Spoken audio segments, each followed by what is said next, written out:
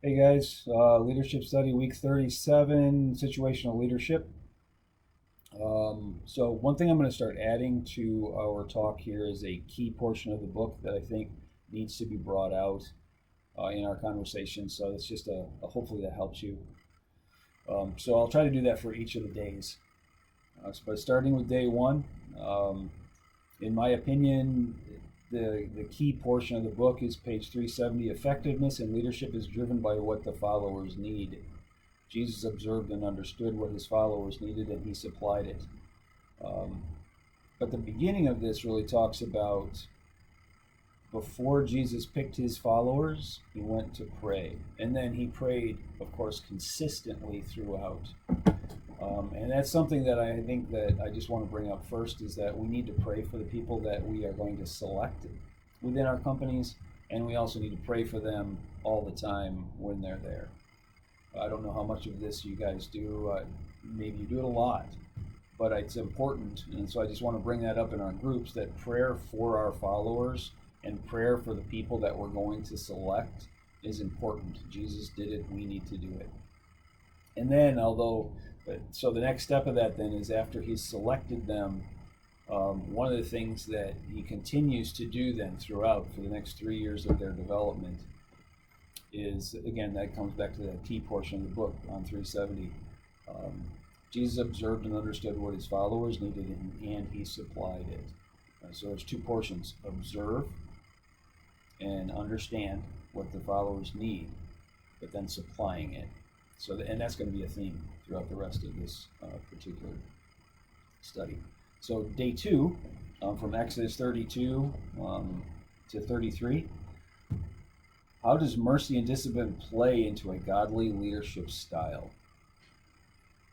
Moses gives us this example of coming down the mountain after he's been with God. He sees the Israelites doing crazy things in front of a golden calf.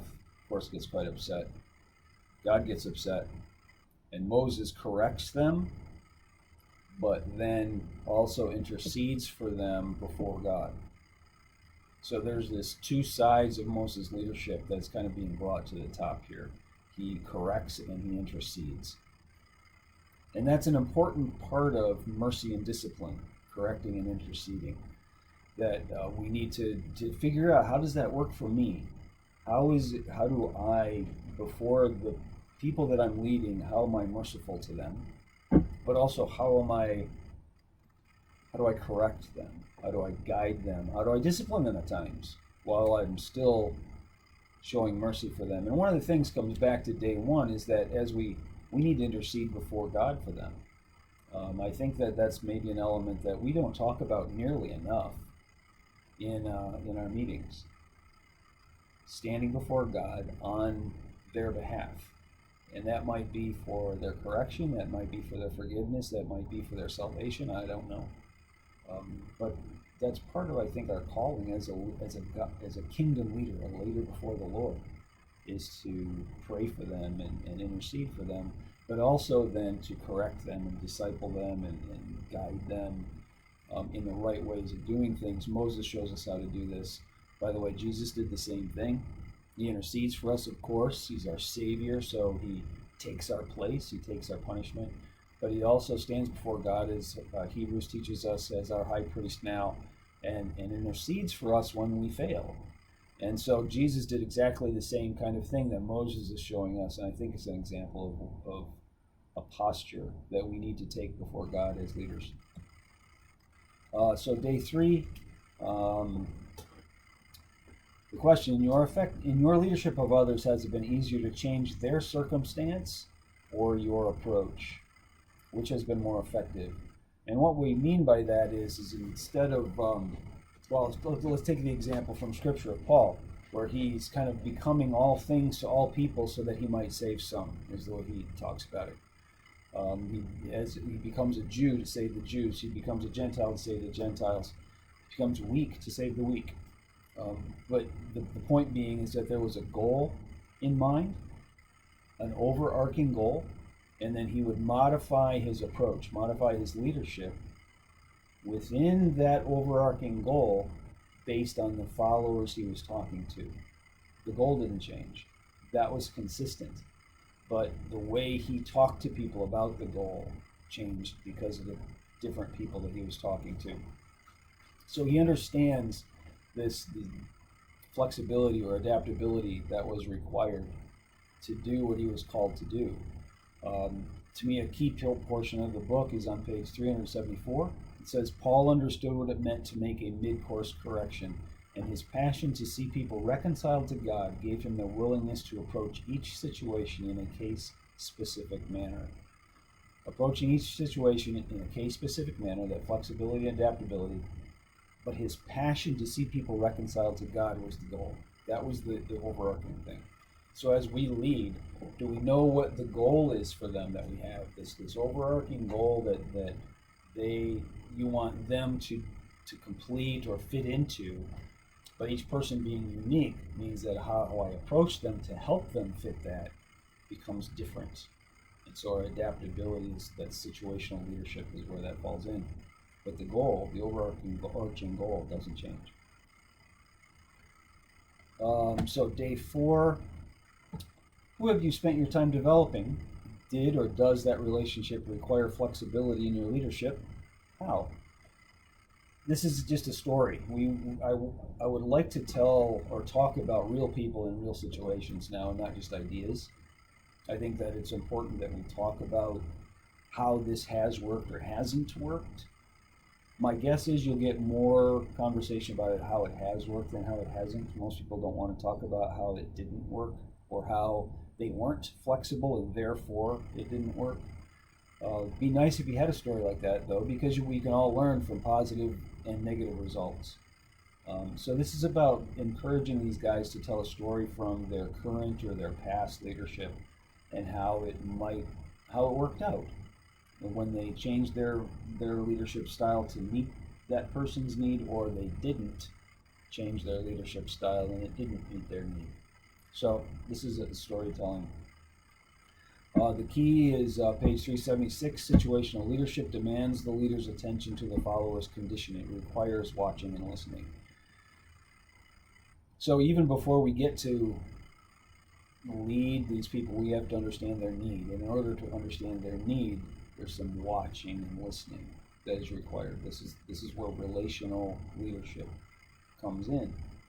We need to know what these people are going through at work, at home. We need to understand where their weaknesses and failures are, or the things that trip them up, or the things that they're strong in, and therefore they can stretch themselves a little bit more.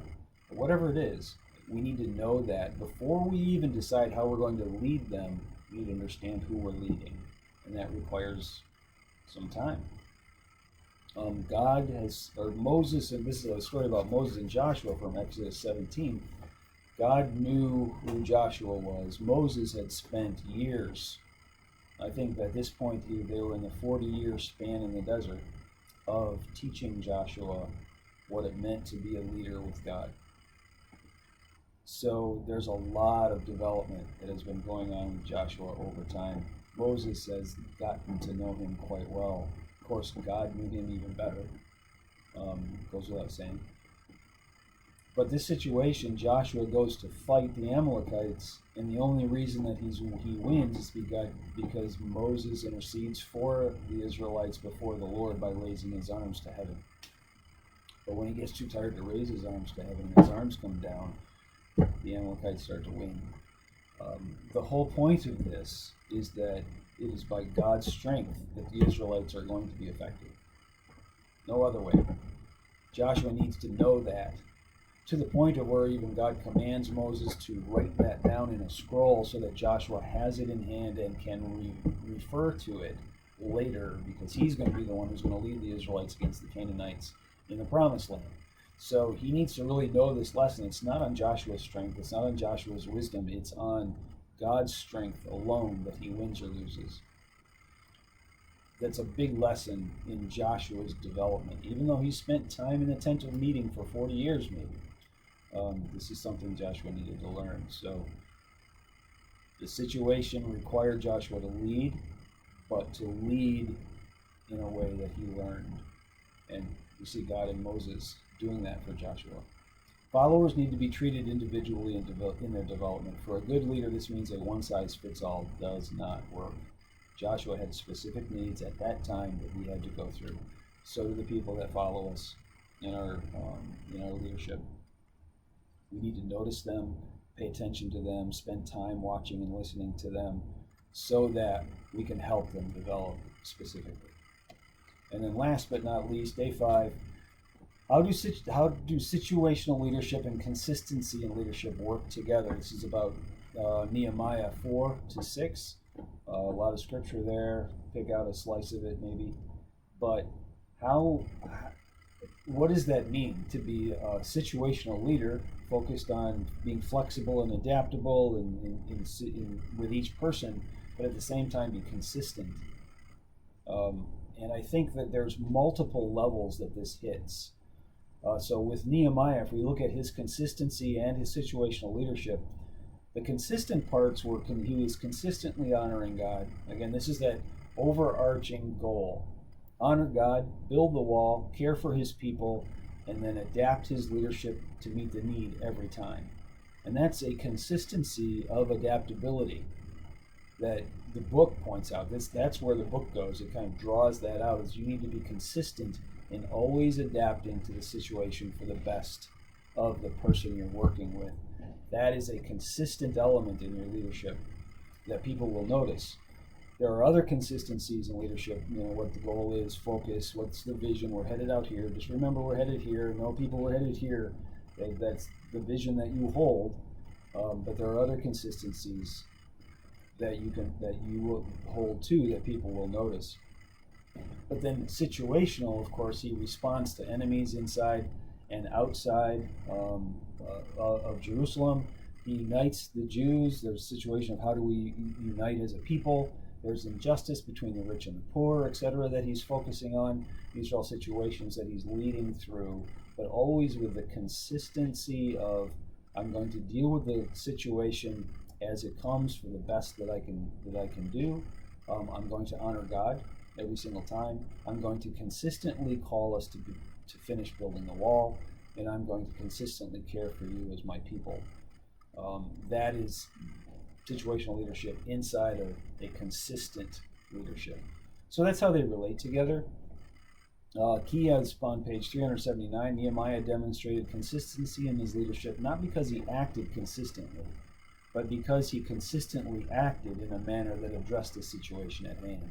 And that's the focus on adapting his leadership to meet the need every single time. And so people could start to count on that's how he would lead. So that's what I have. I hope that's helpful. I'm going to try to make all the forum meetings I can this month, but if I don't make your forum meeting, God bless you guys. Love you. I hope it's going well. Fill out the forms and send them back to us so that we can see how it's going with you if I don't make the forum meeting. But talk to you later.